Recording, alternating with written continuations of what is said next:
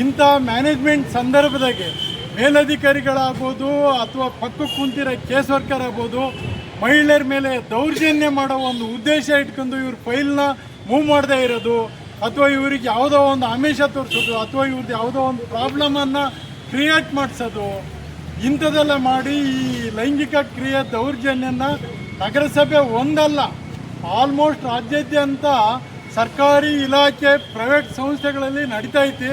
ದಯಮಾಡಿ ಈ ಹೆಣ್ಮಗಳು ಒಂದು ಧೈರ್ಯವಾಗಿ ಅವಳ ಮೇಲೆ ನಡೀತಕ್ಕಂಥ 3 ವರ್ಷದ ಲೈಂಗಿಕ ಕ್ರಿಯೆ ಪ್ರಚೋದನೆಯನ್ನು ಪಬ್ಲಿಕ್ಕಾಗಿ ಹೇಳಿರೋದ್ರಿಂದ ಈ ವ್ಯಕ್ತಿ ಯಾವುದೇ ಜಾತಿ ಸೇರಲಿ ಯಾವುದೇ ಇರಲಿ ಇಂಥ ವ್ಯಕ್ತಿಗಳಿಗೆ ತಲೆದಂಡ ತರಲೇಬೇಕು.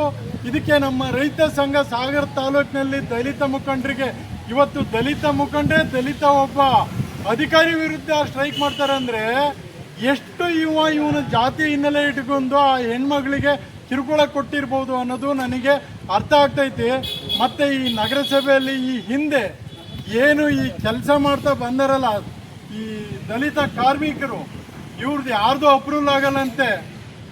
ಹೊಸದಾಗಿ ಕೇರಳ ತಮಿಳ್ನಾಡಿಂದ ಯಾರು 2 ಲಕ್ಷ 3 ಲಕ್ಷ ಕೊಟ್ಟು ಪಟ್ಟಂತ ಮಾಡ್ತಾರೆ, ಅವ್ರದ್ದೆಲ್ಲ ಇವತ್ತು ಸರ್ಕಾರಿ ಕೆಲಸಕ್ಕೆ ನೇಮಕ ಆಗೈತಂತೆ.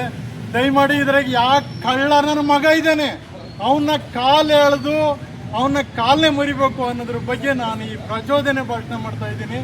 ನಮ್ಮ ತಾಲೂಕಿನೊಳಗೆ ಯಾವುದೇ ಕಾರಣಕ್ಕೂ ಅಹಿತಕರ ಘಟನೆ ನಡೆದರೆ ನಾವು ಮುಂದಾಳತ್ವವಾಗಿ ಸಪೋರ್ಟ್ ಕೊಡ್ತೀವಿ ಅನ್ನೋದಕ್ಕೆ ನಮ್ಮ ರೈತ ಸಂಘ ಬಲವಾಗಿ ನಿಲ್ತೈತೆ ಅಂತೇಳಿ ಇಷ್ಟು ಮಾತಾಡಿ ನಾನು ಮುಗಿಸ್ತೀನಿ.